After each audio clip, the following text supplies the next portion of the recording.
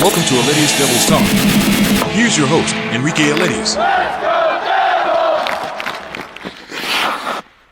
What's up, guys? Welcome to Devil's Talk. I'm your host, Enrique Aledius, and the Devils unfortunately fall to the Tampa Bay Lightning, and now they are in a big hole in terms of trying to make it to the playoffs.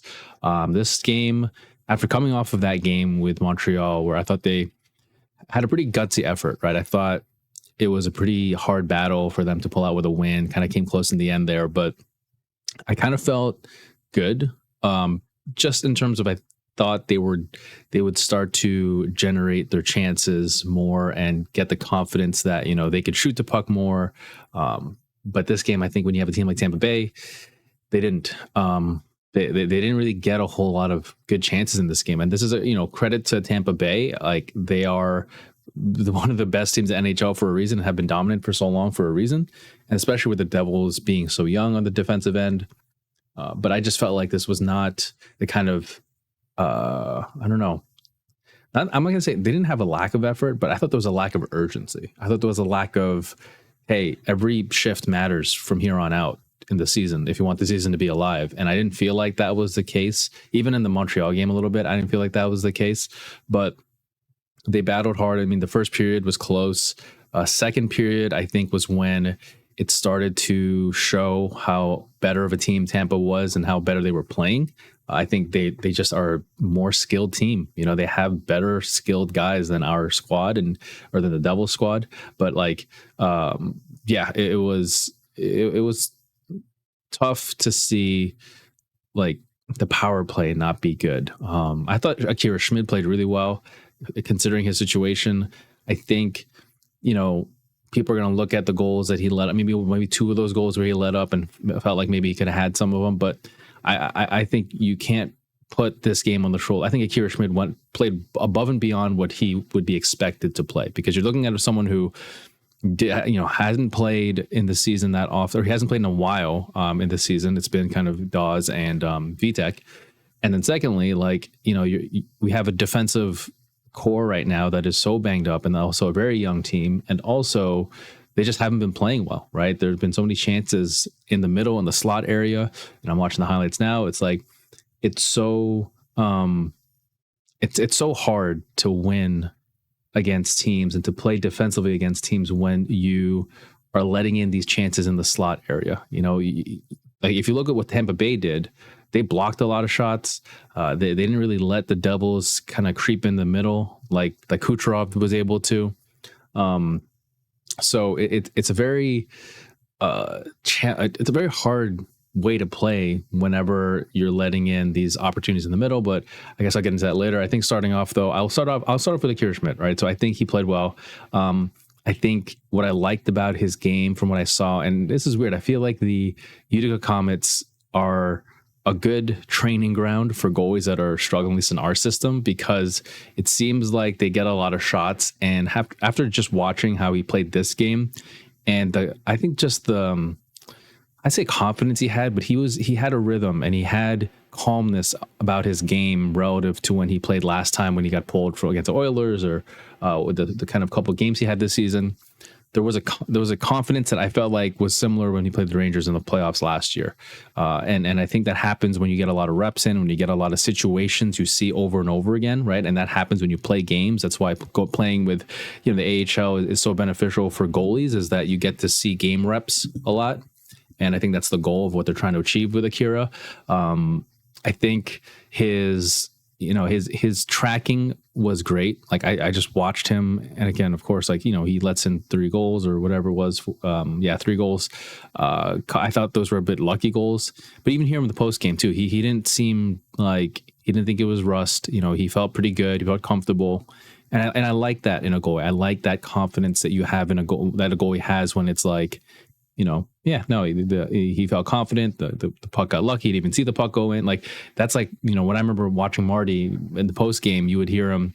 He would never really flat out just say, "Oh, it was my fault," or "I didn't play well," or "Yeah, I felt rusty." It was just more of, there was that almost borderline cockiness to be like, "Yeah, no, I played pretty well. I felt comfortable," But overall, I just thought he played well, and I liked, the way he moved. His strength is using his size. One thing as I grew up a goalie, and I coach goalie. I'm not a high level goalie coach, but I coach goalies. I was fortunate enough to coach for many years alongside Mitch Korn, who is the Islanders goalie coach now, and his camps and things like that. And so I'm always like watching the goalies and see how they move and watching their game. One thing I really like about what his game is, as I'm watching the highlights now, is just he's tracking the puck while sticking with the puck, right? Small shuffles left and right. He's rebounds are not popping out. He's eating the puck. When the shots along the ice, he's able to deflect it into the stands or it kind of goes to the corners. I know it's basic goaltending 101, but it's like those are the kind of things you look for in a situation with Schmid. Is like, can he handle those just very basic plays, but it's at a high level and fast, right? And the team like Tampa Bay, they're just gonna try to get him off his angle or whatever. The one thing I feel like is still something that I guess at this point it's the way he plays. It's not even like a thing to necessarily improve on, because I think it's just the way he plays it. Is whenever there's a breakaway or if there's an in tight walk-in shot, he tends to do, because he plays deep in the crease a little bit. He's like mid blue. He's not necessarily on the red of the crease, and he's not along the goal line, but he's in the middle area of that blue crease, and he will do a pad reach. Like, so when the guy, like you saw it on the breakaway at Braden Point, you saw it on the skate save he made in the third period, when a guy's coming in and they're coming in with speed, and then they kind of cut to the left or right, instead of butterfly sliding across and sticking with him, he kind of goes down the butterfly, and then he'll kind of stick his leg out and reach and kind of go on his stomach and reach with his pad. And it just seems like that's his go-to move to stop the pucks. I feel like that is a very almost European way to play the game, the pad reach. But sometimes it's like, you would like to see him stick with it, because he's such a big dude that you don't want to give up top of the net. But we'll see. Again, if he plays more often, we'll see how that is. And I haven't seen too much of his age. I mean, I've seen a couple of his AHL games, but I want to, see more of his play there. But overall, right, like that's kind of get into the insider hockey of goaltending and the way he played today. But overall, I thought he played solid. I liked the way he was deflecting rebounds to the corner. He was just solid in net, especially early on. There were a couple of chances where this could have been, I think, a 3-0 game early in the game, and maybe in the first period. By the end of the first period, it could have been already 2-0 or whatever. So I thought he played solid, and he did what I felt like was what he needed to do. And I don't think the defense helped him that much in a couple of those goals and things like that. But to me, speaking of defense, I thought Kevin Ball had a pretty solid game. He had a couple good plays. I liked in the first period. He kept the puck in there, and he's been contributing to that blue line stand. Right, when teams try to get the Devils, transition out of the zone of their own D zone, he's able to keep the puck in there. He's a big body. I would still like to see him hit more, be more of that defensive presence, but I feel like he is starting to get better. I mean, I feel like I was critical of him early in the season just because I didn't feel like he was using his body enough. I mean, I still kind of don't think he's using his body enough, but he's making up for it with really just good plays and back checking plays, and on 2-on-1 plays he'll he has a long reach, and when he kind of goes down to block the passing lane, he's a big dude, so he'll be able to block that. But overall, I thought he's been playing pretty well. So in the second period, the Devils, I feel like this is where the tide started to turn, and we started to see the Lightning become the Lightning, and this is where the Devils started to fold a little bit. And I feel like this is where we saw the Devils inefficiencies right there with their D zone show up huge, because they were having trouble being able to clear the puck out of the zone. They were having trouble protecting the middle of the ice. I mean, like you saw with that Kucherov skating in, like I just like that first goal with Tampa Bay, right? Like, I don't know how do you have Kucherov skate like in the zone untouched and basically no one steps up to him, right? I feel like now, I know in that play, I think it was to Foley. He was a forward there. He had to worry about the blocker side. I mean, right wing, whatever. If you're watching TV, it's the left wing or whatever. But like, if the blocker side wing, I know he had to account for that guy. And Siegenthaler also hesitated because he knew that if he stepped up to Kucherov in front, then I think it was, I don't know who that Tampa Bay winger was, but like he could have come in back door. So like, all right, he has to kind of play it slowly. But this is where I think communication, right? Like teams that are kind of in that rhythm and they're kind of clicking with just their coverage. they know that the tendency of, let's say, Toffoli, he knows that without even having to really communicate, without having to verbally communicate it, they just know instinctively, all right, Toffoli in this situation, he's going to step up to Kucherov. So that means Siegenthaler can hold his ground, being the backside, player there. And, in case there's a pass or in case the guy's going to go backdoor, he can kind of break up that play. But in this one, they both kind of froze, or they both kind of committed to the off, the weak side player, right? The one player didn't have the puck. And then Kucherov just skates in, and then when he skates in closer, then all of a sudden they're like, okay, wait a minute, he's not passing, so we got to probably collapse in on him. And then when and then all three people collapse in, because then Luke Hughes was on the other side, who he couldn't go anywhere because he had to protect Braden Point, right? So then now you have Siegenthaler, Toffoli, and Luke Hughes collapsing in on Kucherov, and this is where Kucherov is an amazing player. He comes in, or he skates through, and then he passes it to his left side, so Akira Schmid's blocker side. And that's where and then the Tampa Bay buries it. It's like there's things like that. It's it's been frustrating to see a lot of other teams' chances be generated in our house area, in the slot area. Like that is one of the things that defensively last year Devils were so good at protecting, which is why I thought we were just a really great defensive team, and then boom, we got a transition game quickly up the ice, and like we would catch teams with flat-footed defensively. But like on our, this year, this is where we struggled. And again, the defense is young for sure. But I just think you got a guy like Siegenthaler, who I just feel like this year Siegenthaler has not played. When he got injured, but even before his injury, I feel like Siegenthaler, he's not a guy that has been playing well in important big minutes for the Devils. I feel like he's a guy that the management gambled on being a dependable D-man, right, alongside Dougie Hamilton, and I don't think he has lived up to the role that he was expected to be on. But we'll see. I mean, the season's still there. And, he's coming off of injury, right? So there's always rust there. But still, I just think even throughout the whole season, I have seen Siegenthaler get caught up in moments where, he's supposed to be the calming presence on defense, but he ends up in the Columbus Blue Jackets game, he kind of gave the puck away, and that's where they tied it. If not for Luke Hughes coming in, scoring that puck last minute or whatever, they would have lost that game. Important minutes in the playoffs, he gives the puck away to...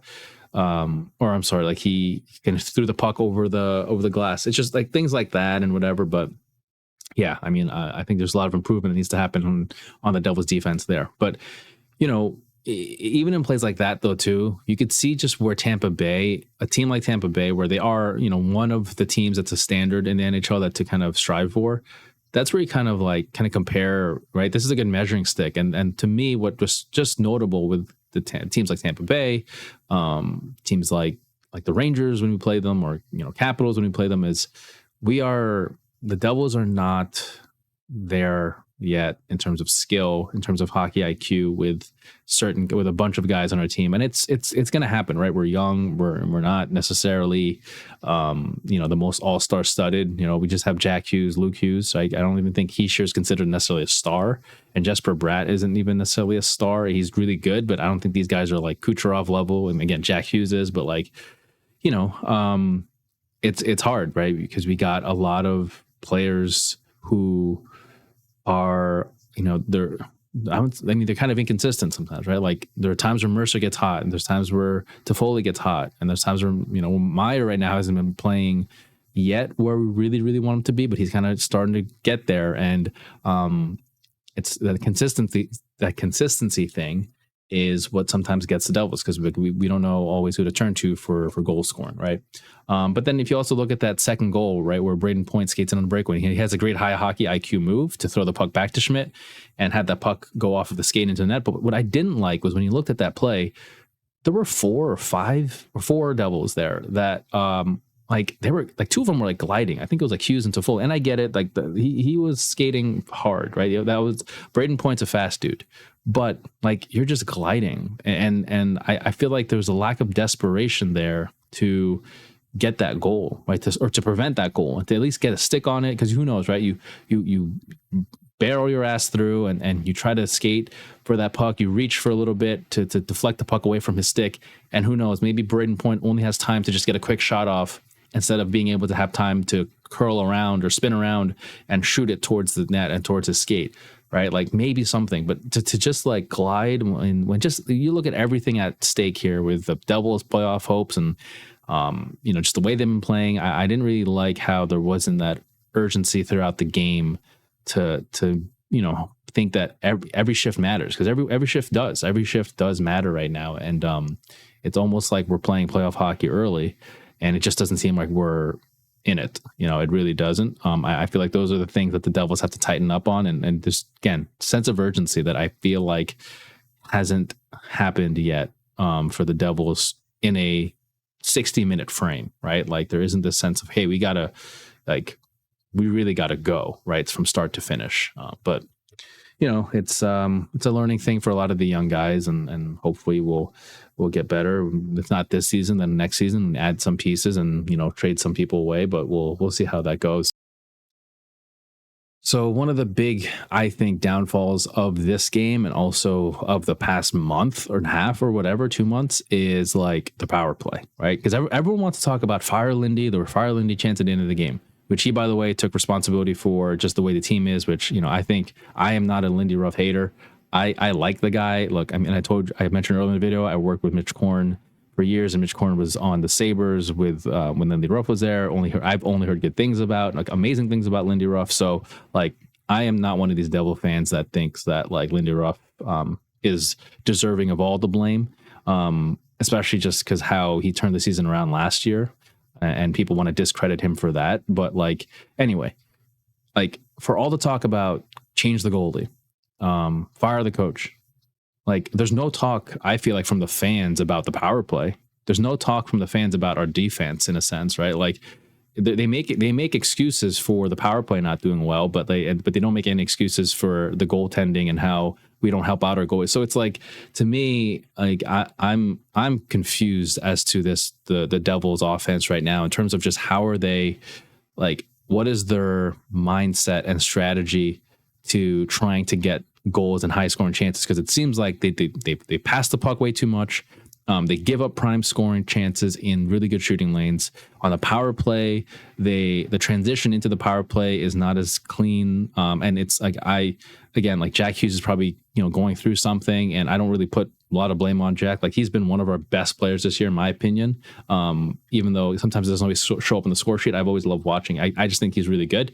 But like the things that, like the strategy, I guess, that we're trying to have on the power play, like I feel like there's always a lot of passing, trying to get shots off from the corners, like from the face-off circles. Like that seems like they want their shots to come from an angle where that's not a bad play, but I feel like sometimes when you got a good shot, right, in the center slot, or when you got a good shot, you have an opportunity to just skate in a little bit, take a couple steps in and just whistle it through, like just get it in front of the net. I feel like we've seen time and time again that like Devils have gotten goals, like they've gotten garbage goals, right? Like there've been so many times where we go 0 for, I don't know how many at this point, 0 for 48 or whatever, or 3 for 48 on the power play, but yet like a couple of the power play goals we've gotten, I think, they were kind of like the one we got today. That was a lucky break, right? Like you just throw it to the net. And even that one wasn't even a throw it to the net. That was like a missed pass, or a pass that went off of a skate. So like, we have guys who can battle in front of the net. I'm not sure why the MO here for the Devils players is to find the perfect shot. It seems like they're so adamant and they're so hell-bent on wanting to get that perfect shot off instead of just throwing pucks to the net, because maybe, the puck, if they just throw it to the net, they'll have to kind of go in a 50-50 battle and they'll lose that, and then the puck's out of the zone. So it's a killer, right? I mean, again, I talk about Schmid this game, and I thought he played really well. Like the Devils not getting any power play, or that one power play goal, but they're not converting on like 2 power plays in a row, I think it was, and then getting scored on afterwards. And that's like a killer, because like that's just like at some point, like the players' offense has to like get one for Akira here, right? Like he's he's doing his part. I think, like in my opinion, he, especially coming in, like he's kept the Devils in it. He made really good saves. Now the offense has to kind of step in and go like, hey, all right, he's helping us out. You know, he's keeping this close up until the third period against a really good team. We need the 2 points. So let's try to bury. Let's like put pucks to the net. Let's, you know, rush a little harder in front. Win the board battles a little bit more. Protect the puck. Like play the safe thing. And that's another thing too. It's like, I feel like sometimes Jack and Luke Hughes, they're too good for their own good. If that makes sense. Like sometimes I feel like Jack can benefit from just doing the simple, easy play. And that's like, if he has it on the point, right? Like, you know, all he has to do is just skate a little bit left or right and then just pass it, or skate a little bit, you know, open up a shooting lane a little bit and then shoot it on the ice, or a little, you know, 11, 12 inches off the ice. Like sometimes he's so good that I feel like he in his own mind believes that every time he wants to pull a quick deke move, he'll do it. And I think more often than not, he does pull it off. It's just that in those moments, like sometimes when things aren't going your way, like it just doesn't happen. And then that's when, you know, a couple of times in this, you know, I'd say past month and a half to 2 months where like, or I still remember that Philadelphia game where they lost in overtime. Like he just pass it backwards, and then the guy was on a breakaway, or like he'll try to deke and he'll slip and fall, and it's like it's going the other way, and it's a chance for the other team on a shorthanded situation. Like it's a weird thing because it's hard to tell, you know, it's hard to say like, okay, Jack Hughes shouldn't try to do the things that make Jack Hughes Jack Hughes. Like I even have a hard time even saying that. Like I get what I'm saying is probably like maybe contradictory. I just think that right now the Devils have to prioritize kind of simplifying how they're going about doing things. The offense specifically, and well, defense too, but defense is more about coverage. But it's like offense, like that's just like even those games we got 40 shots on net. Like I know there's a tendency to look at that and go, well, see, look, they just shot the puck on net and they didn't get goals. But I think it's also like what the stat sheet doesn't show in those moments is where they were giving up really good prime scoring chances to take shots from the perimeter. That's what I can't get on board with in terms of just where they're at right now. But like, you know, they have pretty good players, and we'll see if they can improve on that. But I just feel like that's been my biggest frustration, honestly, when it comes to the offense. So look, overall this season, I don't know where, like, depending on the next couple games or next couple weeks, like where the Devils will stand, right? Like, are they going to be at this point sellers at the deadline and kind of look towards next season? Because the way that this season's going, even if they find a way to sneak in the playoffs, I don't know. I think it'd be a deceptive, like, confidence. You know what I mean? Like they haven't been playing well majority of the season. And if they do make it, it's because they're going to go on some miraculous run that I don't think is going to be like long lasting. Like, I don't think they really have the core pieces currently. Even if Dougie Hamilton comes back, like I think this season I've seen enough from this season to say things like, look, I don't think Siegenthaler is someone that we should be sticking around with the long term. I don't think that there's like the offensive side, like there's questions there. I think who should we keep, who could we let go, or who do we need to add? I feel like we need an enforcer type of player, but I mean that stuff can be. I'll make that another video. I'll talk about it another time. But I just think at this point, right, like the biggest thing that comes to mind with these next couple of weeks for me with the Devils is just sense of urgency. And I'll say this, the final thing I'll leave this off on is like in terms of just like moving forward and the how I feel like not just this season but just moving forward in general that I feel like the Devils have gotten away from is this sense of identity. And I know during the John Hines era, like that was always tossed around. Identity, we got to find our identity.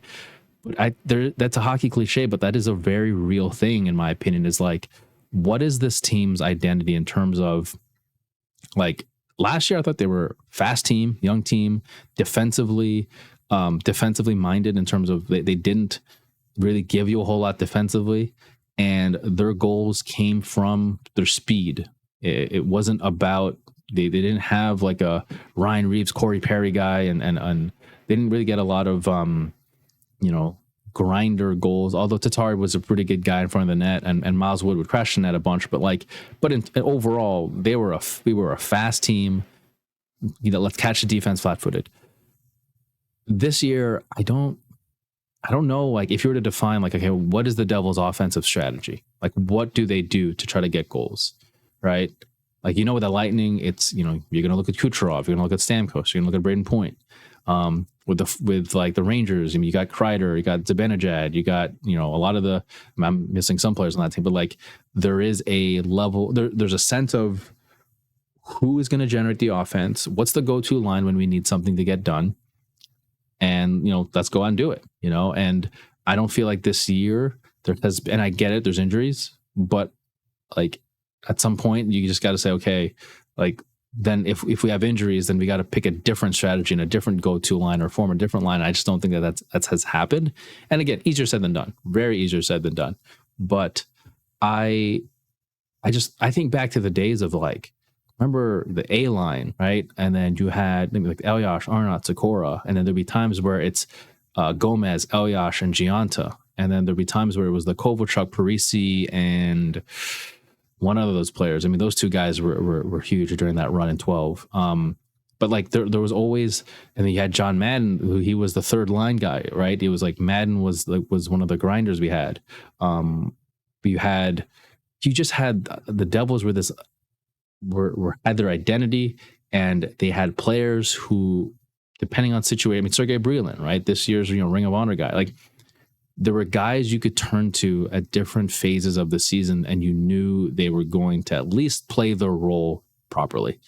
I don't know if I see that right now with this group of Devils, and I don't know, maybe changes need to happen or just little adjustments here and there. I just think that a consistent strategy needs to be kind of executed on, and it's just like, yeah, it's cliche, but I just feel like an identity needs to kind of be found here, because, like, look, every team goes through stuff, but the thing is, if they want to make the playoffs, they're going to have to really bear down and just find a strategy that works, because what they're doing right now is not working. That's it, guys. Thanks so much for watching this video. If you've watched it this far, so if you like the video, hit the like button, and you can subscribe to this channel for more Devils videos. I will be breaking down to the end of the season. Whenever I have free time, I do have a full-time job, so it's kind of hard to kind of keep up sometimes, but I'll do my best. But thank you again for watching. I'm gonna be going to the games this upcoming week, a couple of the games in LA, so hopefully that'll be a couple wins here for the Devils. But either way, I'll still be here cheering them on. And thanks again for watching, and have a good one. Catch you later.